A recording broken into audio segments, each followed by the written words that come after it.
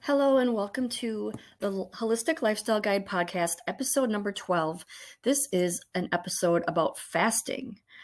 I actually have a blog post about this that I did last year, but this is another reason why I really like to go through these blog posts in my podcast because I have some updated opinions about these subjects sometimes, and it kind of helps to kind of recap and go over everything again and kind of explain it in a different way or give some new insights that I have came across since doing the blog post. So if you have read my blog post, you probably remember that I'm an advocate of fasting.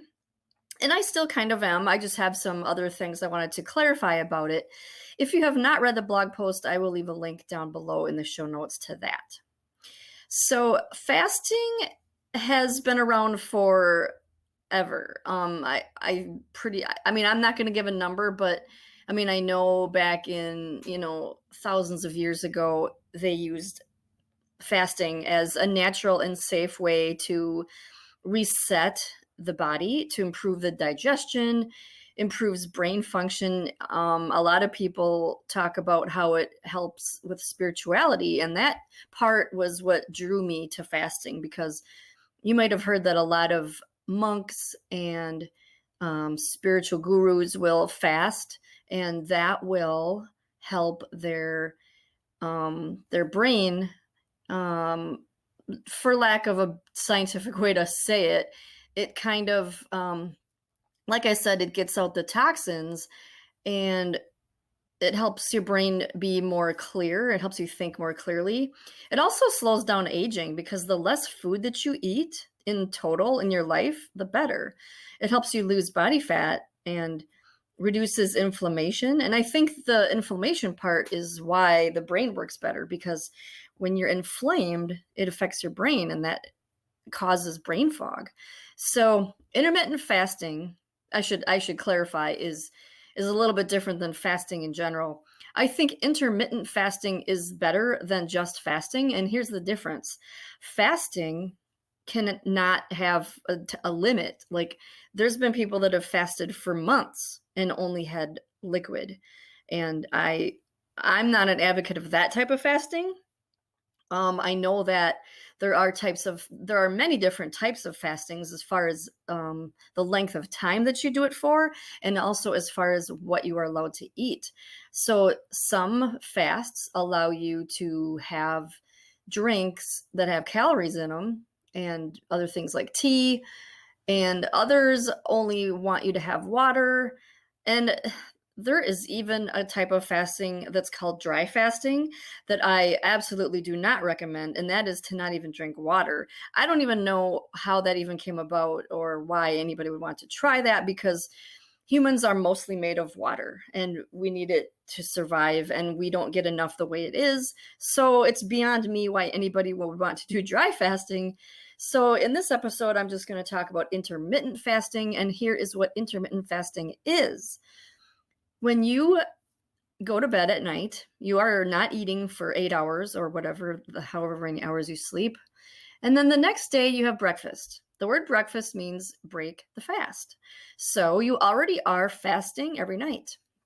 So intermittent fasting is where you go 16 hours is generally what they say, without eating, which means, so that let's say the night before you'll eat dinner around 6 o'clock.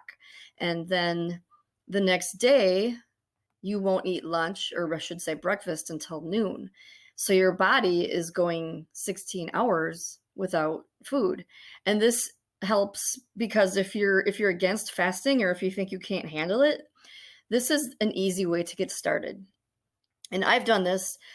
I've actually tried fasting longer than that. I've tried to do it for 24 hours and I couldn't make it because I personally believe, and this goes to Ayurveda, if you're a fan of Ayurveda, the body type Vata, which is they're usually cold and dry and thin boned and smaller. Those people need more energy. They need more fuel, and they start to suffer more consequences from fasting. And so when I tried fasting for 24 hours, since I'm a Vata, it affected me. It made me have anxiety. It made me shaky. It made me weak. And I know that I don't have diabetes, so it wasn't a blood sugar issue. I mean, it was a temporary blood sugar issue, but it's something that my body couldn't handle. And that is how many people can be with fasting. And this is why I want to recommend everybody to start off really slowly with intermittent fasting first and just skip breakfast one day, which, I mean, that goes against what Ayurveda says as well, because Ayurveda says that you should eat your biggest meal in the middle of the day or the beginning of the day. But here's the other part about intermittent fasting. You should fast maybe once a week or once a month. Some people even do it in the springtime and in the fall. It's not something you want to do regularly, although I know there are a lot of people that do it regularly. I know that there's a lot of health-minded people and even a lot of health gurus that say that they do intermittent fasting every other day or every day, or they fast for 24 hours every day or every other day, or once a week they'll do it. And I mean, maybe it depends on the body type, and maybe it depends on your goals if you're trying to lose body fat.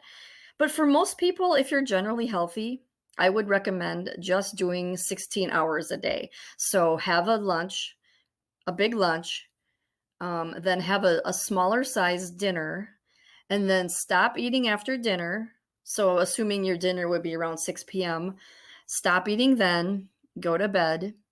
And then when you get up the next day, there are things that you can do to help keep the hunger away and help to get you until noon when it would be time to eat again. So that way, you have a 6-hour window of eating. You eat a breakfast, and then you eat a really big lunch, and then your dinner would be small. And that's the ideal way to eat. So the things that you can do to help keep hunger down when you're fasting is to drink some sorts of tea that are approved for fasting.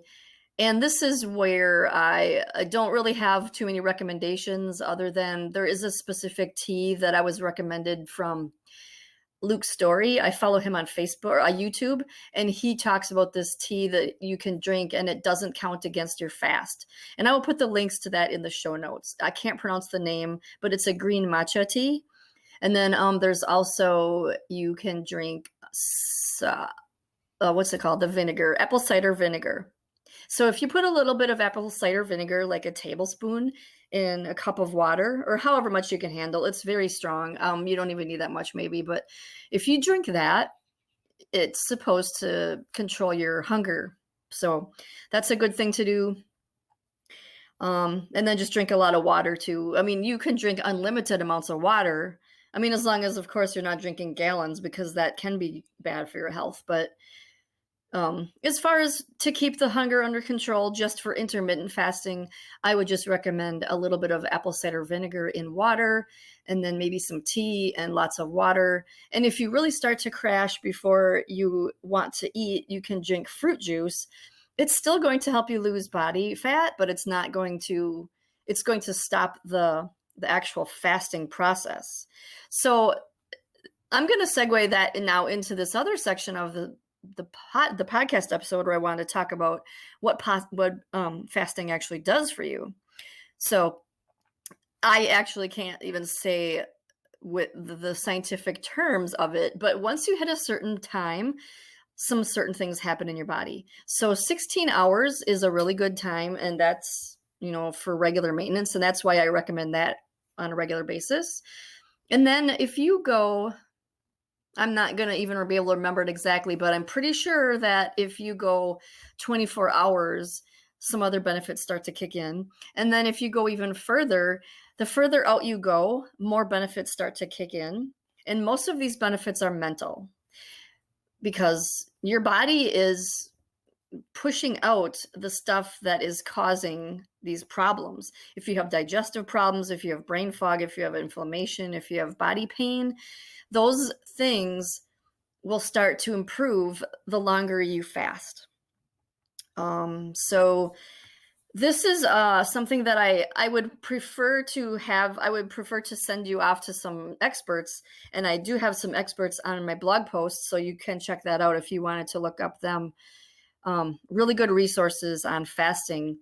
I'm just the guide. I'm just guiding you to the information. So I really have no way to explain it because I don't do the scientific stuff. I just learn about it and it blows my mind and I just share it with people. And so go to my blog post, which I will leave in the show notes to get that information. So I want to talk a little bit about negative connotations. Most people have negative connotations when it comes to fasting. And I even didn't understand it fully until I really researched it. Fasting is not just giving up certain food, like not eating a certain food for Lent. That's what I always thought fasting was. It's also not about skipping meals to cut your calorie intake for the day. Really, what fasting was meant for is for health reasons. And this has been done, like I said, for thousands of reasons, or for thousands of years by some of the smartest, most respectable people in the world. Most people are just they're unaware of how important it is to our health, but they look down on people who fast regularly. They think that it's a crazy religious fanatic thing. So that's part of why I wrote my blog post. I wanted to dispel the negative stigma around fasting and show you the ways that it is practical, not the ways that are the extreme. So now I'm going to go back and talk about our ancestors again, because our ancestors used to do this. And there's many reasons why our ancestors weren't overweight. One of the reasons was because they didn't have access to food 24/7. Nowadays, most people eat anytime they want, from the time they get up until they go to bed. So constant eating never gives the body a break from digestion. This is really a big deal. A lot of people get up in the middle of the night and eat, and this is horrible. This is one of the worst things you can do. And this leads to being sleep deprived. It leads to being stressed. It leads to our bodies being burdened by toxins. So there's a few factors that contribute to poor health, but fasting is one of the best ways to fix the problem if done correctly. So if you are not interested in checking out the blog post, I can just give the names of the people that I think are experts. One of the experts that I follow on YouTube is called Dr. Jason Fung, and he has so many videos on fasting.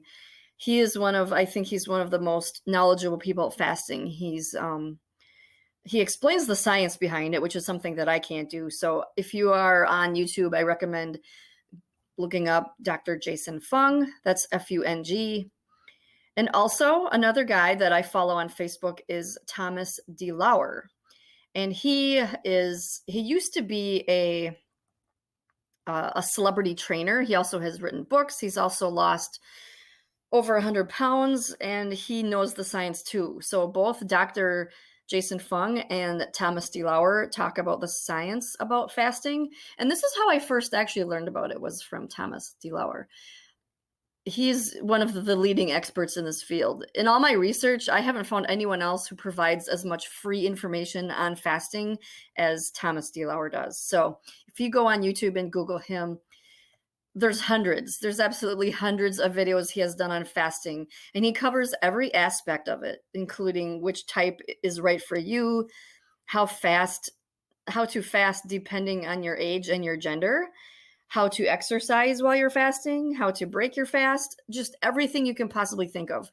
This is a very deep rabbit hole, but it's very information packed. So if you have any specific questions about fasting, he has probably answered them.